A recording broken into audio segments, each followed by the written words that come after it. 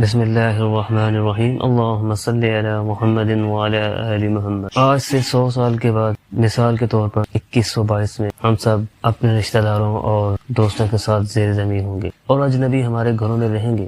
ہماری جائیداد غیر لوگوں کی ملکیت ہوگی، انہیں ہماری کچھ یاد نہیں رہے گی۔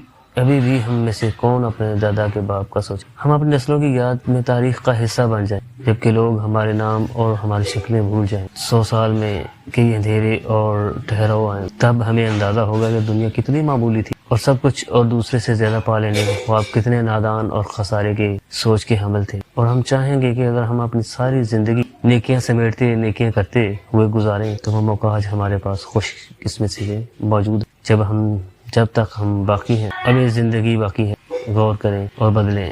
اے اللہ ہمیں ہدایت دے، اے اللہ ہمارا انجام اچھا ہو، آمین ثم آمین یا رب العالمین۔